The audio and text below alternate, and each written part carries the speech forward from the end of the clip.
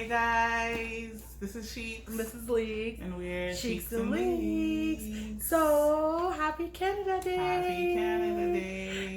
To all our American friends, July 1st is our Independent Day, and I know you guys, your Independent Day is in 3 days, and everyone else, y'all have different Independent Days.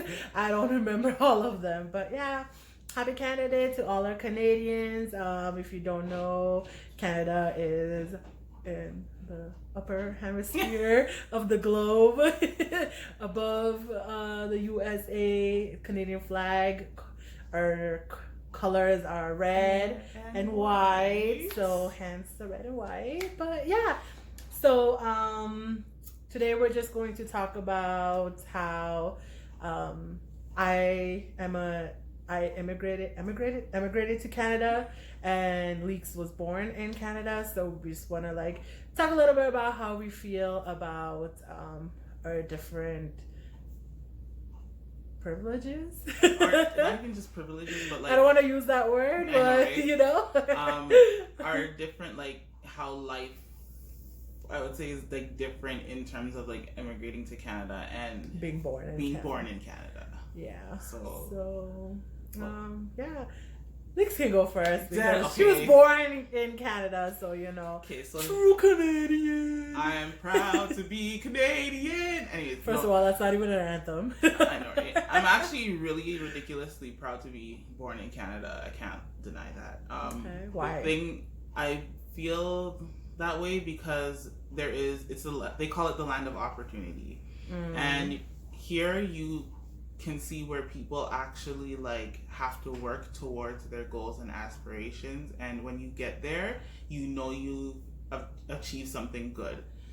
I'm not saying other countries it's handed to them and they don't work hard. I'm just saying in Canada it's such strict guidelines and stuff, and if you actually follow through with them and proceed to do what you want to be in life, when you get there you hold on to it for the rest of your life, kind of thing. It's hard to explain, but yeah. In terms of being born in Canada, I can only speak for myself because I do come from a Jamaican background and a Christian home. So being Jamaican and being Christian, or a religious based background, is completely different than just being, say, Canadian. So my household was different than my life, because the lifestyle that I lived was completely, I'm not dead. My lifestyle is completely different. So yeah, my parents raised me and my siblings very modest and holy, I should say. And then on top of being Jamaican, it was just a whole different, yeah. But in terms of being in Canada, our lifestyle was different. We were more... Have you been to Jamaica ever since you were born here? Yeah, I've been to Jamaica several times. So do you see a difference? Do you feel being a Canadian or not being born in a developing country and being in a developed country, do you see a difference? What if you were born in Jamaica? Do you feel you would have the same opportunities that you have here? Because I know a lot of people once they are older, they choose to move back home. Mm-hmm. They come here for the opportunity of making money, mm-hmm. and but they're dying to go back home. I think if I was born in Jamaica, I would be more I'm not goal oriented. I am goal oriented, but I feel I'd be more strict with it. Right now it's I'm trying my best, but when I get there, I'm gonna get there. But if I was born in Jamaica, my morals and beliefs would be different, in the sense that it would be my everything. I have to get there because I know it's a better life for me. So for example, my brothers were born in Jamaica and I was born here. I could see, for example, my oldest brother, he was such go, get it. Now he's there.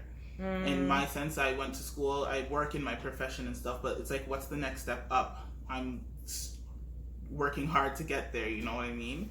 It's hard to explain, but I do feel especially being Christian, it's very hard to do certain things, get certain things and stuff like that, which is a whole nother story in itself. But yeah, being Canadian, great. I love it. Let's do that again. Sorry, had to stop the video because I got a leg cramp. We all did. Yeah, so that had to stop. But so now Sheeks will say the what is it, immigrant part? I emigrated, yeah, so I'm an immigrant in Canada, but I'm here legally, you know. My parents came here when I was 8, turning 9, grade 3, whatever that is.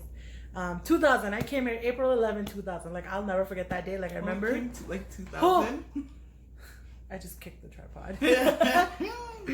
Yeah, April 11, 2000. Like, in 2000, I landed. I remember, like, I was so excited. Like, my brother is a year and a half younger than me. So, like, he slept through the whole thing. Like, it's an 18-hour flight, cut into 2. So, like, I remember... Well, first of all, like, my dad had to come here a year before my mom and me and my brother, so he could, like, settle down, find a place, find a full-time job and everything. And then he, like, sponsored us to come, which was, it was hard because, like, in India, like, living, like, with 2 kids by yourself, don't ask me what I'm doing, it's hard. But yeah, luckily we just stayed with my mom's side of the family and it was cool. But a year, yeah. So he did come visit us, but he was here for like almost a year, and I think he came in 1998, so 2 years, and then it took a year for him to bring us up here. So I remember when we came the first day, like I will never forget, like I saw an airplane. I was like, what is an airplane? My mom was crying at the airport, like not departing crying, but like they had like there was like a misprint on one of the documents, and we thought like my brother wasn't gonna be able to fly with us. Oh, no. So his name is like Shanu, but I think because his hair was long, they thought he was a girl, so the person mistyped in and Rochinu. So we thought like he wouldn't be able to fly because of that, but like they handled it, like everything was good. They just needed to match the ID and it was fine, and he was able to come. Yeah, but my mom was freaking out. She freaked out so much that we forgot to put locks on her luggages, and the luggages went. Oh my gosh. So we thought we weren't gonna get any of our luggages when we any of our luggage, not luggages, any of our luggage when we landed in Canada. Like we thought my brother was gonna like get like jailed or something like that. It was like, oh, like it was, to me as a 9-year-old, I was like, ha.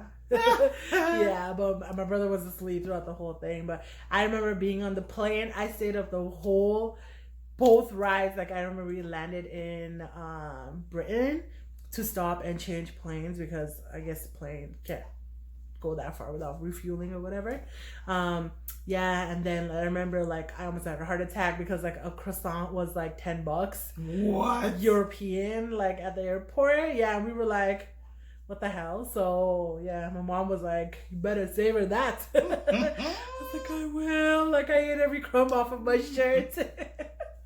But yeah, I remember coming. Yeah, I don't think I've ever told you the story. No. Yeah, so I remember like we came, and like when we came, my dad and my uncle, who's like my dad's best friend, like they grew up in the same village back home and stuff. Like they came to. Well, but my uncle.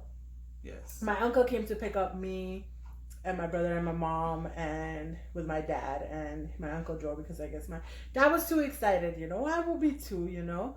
So but they brought us like bags and bags of like chocolates and stuff, and I was bucking for my life. My brother fell asleep with half a Kit Kat in his mouth. Wait, this is on the plane? No, this is in the car now. Oh, okay.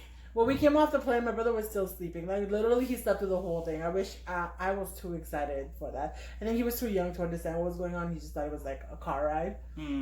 But yeah, so I was sad to see my dad. Like I was bawling because my mom was bawling, and I remember I was cheesed because I ran up to my dad, and my dad ran past me to my mom. Dad, wifey first. I was like, hello, like. It's been a year. Okay, no, it hasn't. Yeah, actually, yeah, it's been a couple of months since I had seen him, so, but whatever. But yeah, so, but my uncle and my dad had like bought us like snacks and stuff in case we were like hungry, even though we picked out on the plane. Like my mom bought us like every snack possible and coloring books. Mm-hmm. And my brother was still asleep, so yeah, we ate all his snacks and his food too.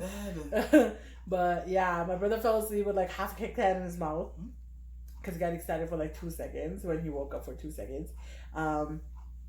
And yeah, I ate a lot of the snacks. I was just staring out the window. And it was weird because, like, April, it doesn't snow in Canada. Like, it'll randomly snow. But the day we landed, and I had never seen snow in my life, and it snowed on April 11th.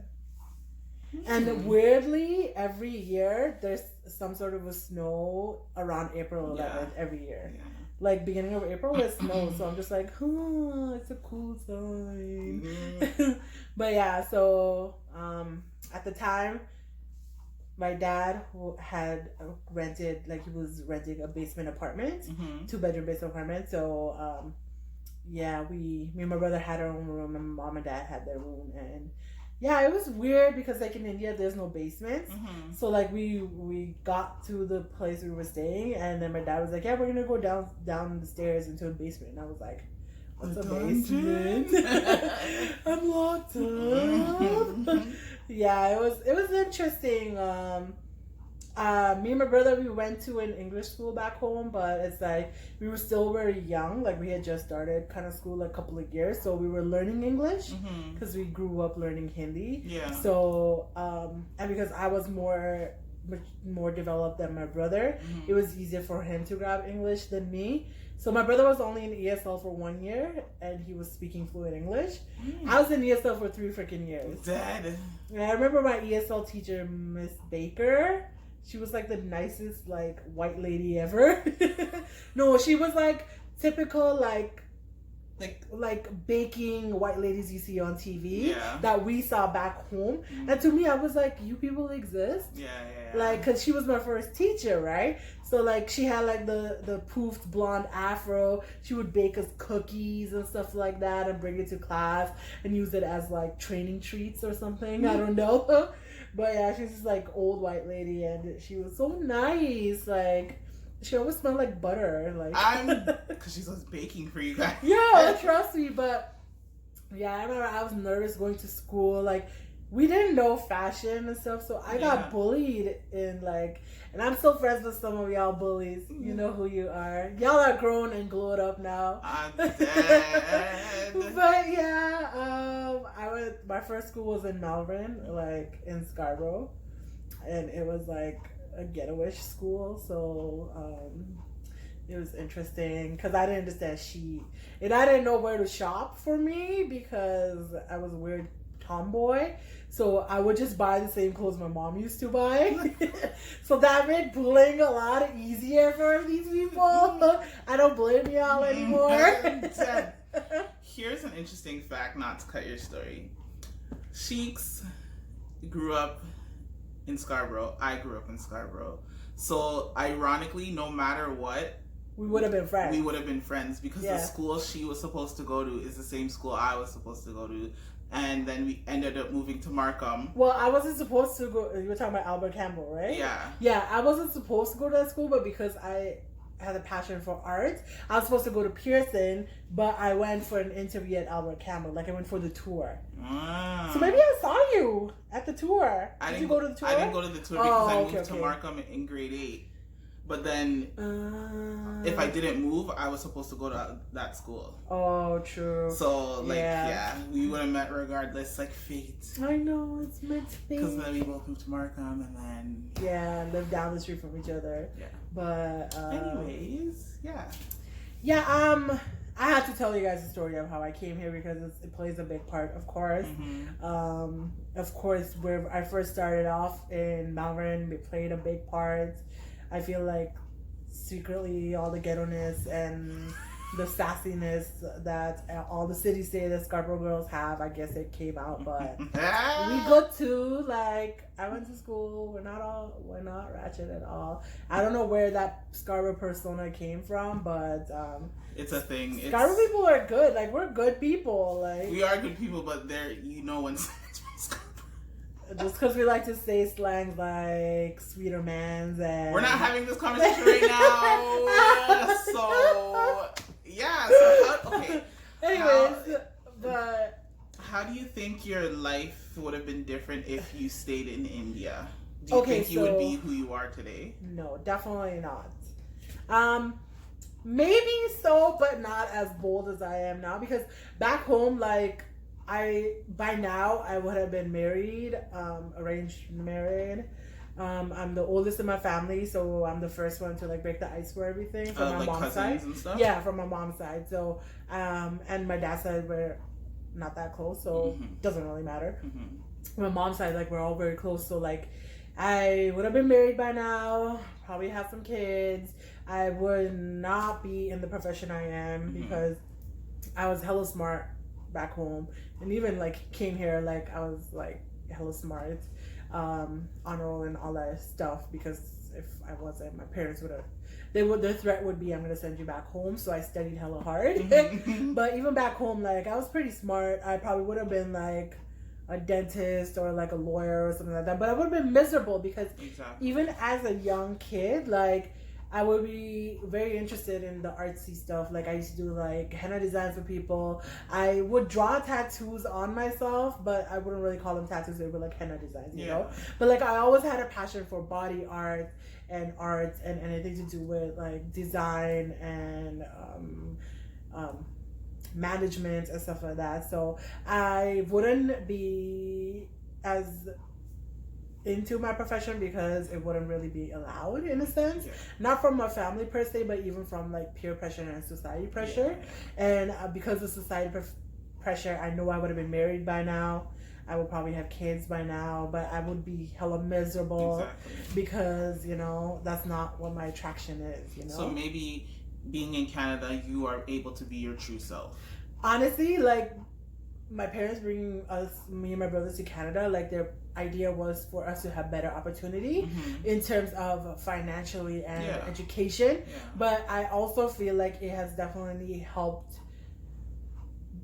let me and my brother be our better self personality wise. Like we're allowed to be who we want to be. Of course there were cultural barriers where our parents were not cool with some things because they wanted to keep the traditions going, but they've come to realize that this is who I am, like, so they have accepted it. But I definitely would not have had any of these opportunities if I was back home. Like I would be a miserable person, and not because of my surroundings or because of what I allowed society to pressure me into.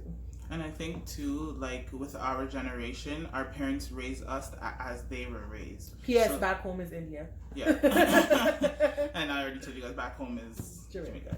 But I think with our generation, our parents raised us as they were raised. So like after us, anything, or I'd say a generation after us too, was kind of raised, but they were a little bit more spoiled than us. But that's why being in Canada too, we look at life differently, I would say. Because we were grown based off our parents, the way they were grown. So, you know, opportunity for us and the way we go about things, our morals, our beliefs, our standards, and a lot of stuff that we do is based off our parents' upbringing. So. And like it was, and the culture, like there's so many aspects, like I could go on and on and on about being a immigrant in Canada, because the culture shock, the different, like before being in Canada, like I had never seen like a Caucasian person, never seen an African American person, you know, I've seen like Asian people, because like a lot of like Chinese, Koreans, they live in India, you know, some of them choose to live in the world. So it's just because they're closer, I've seen them, but I never see like Caucasian people, African American people. I didn't know what interracial was, you know, like because that doesn't exist back home. It's so strict to like their own kinds, you know. So coming here, I was like, and the image of those kind of people, like different race people, is only from movies and shows and movies and shows and like Bollywood movies. For all your Bollywood people out there, you know that it's very sexist and it's very racist, you know, but that's just because they're not educated in different cultures, because the different cultures don't exist in their homeland, you know? So even me, when I first came to Canada, like, I thought all white people were rich, and I thought, like, all, like, South American, African American people were, like, either, like helpers and not helpers. They're displayed. They were. The movies have changed in the Bollywood era now. They are not racist. They try their best not to be as racist because obviously there is a lot more culture introduction in India now. But back when I was a young kid, it was like all African Americans were either like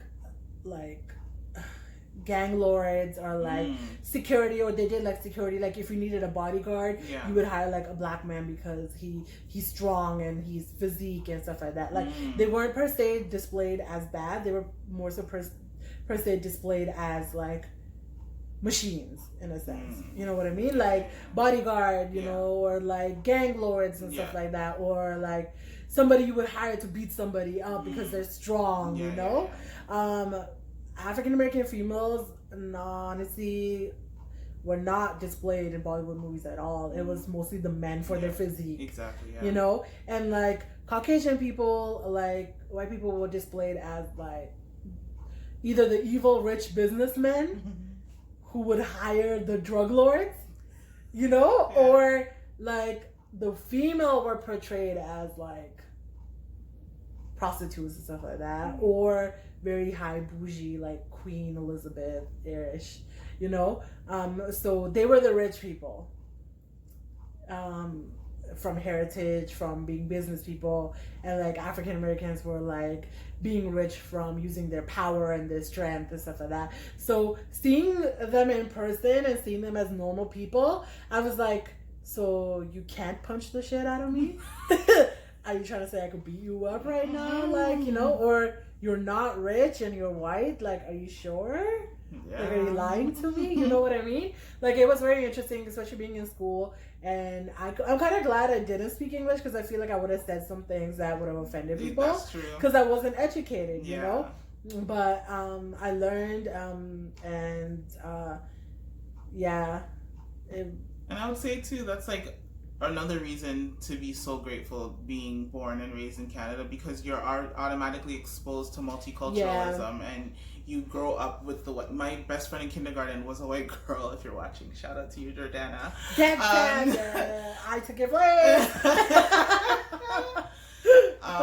But like you're already exposed to that. You don't see color, so it's like, well, you do see color because there was still racism.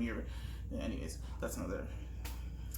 But it's good. That's why, you know, Canada, you know, thank you, Canada, for what you've done for us thus far. Of course, Canada's not perfect. There's flaws, there's political flaws, but political flaws exist in every damn country. You know, there's racism. Yes, racism is higher in some countries than other, but because multiculturalism exists, racism, I guess, exists too, because another point too is obviously like it's such a multicultural place, but because of your race, you are around the people of your race. So like even my church, like majority of the people, they're West Indian.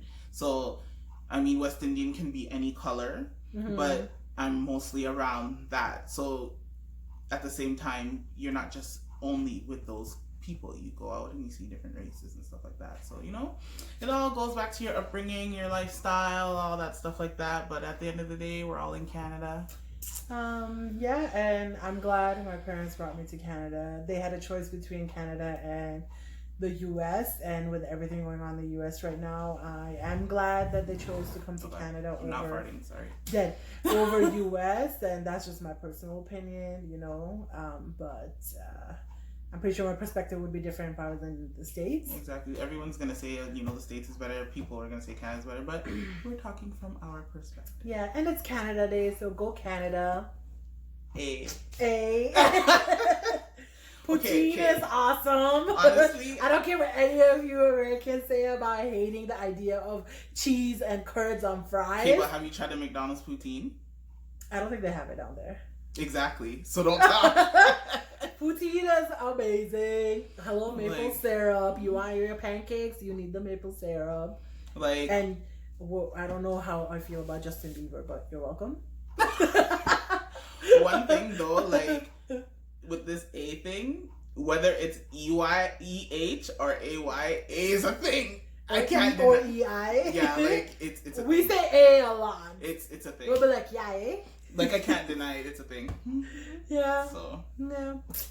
But yeah, that's a little. I don't know if you guys want to know more. This video has gone long enough, but just a little insight on us. Yeah, we're open to talk about immigration. We both have experiences with immigration. Her family members are, some of them are immigrants and are still trying to emigrate to Canada. And I myself immigrated to Canada, but she was born in Canada. So, or if you want to just know anything about Canada, holla. We're in Toronto. We're not that far from the States, so you know.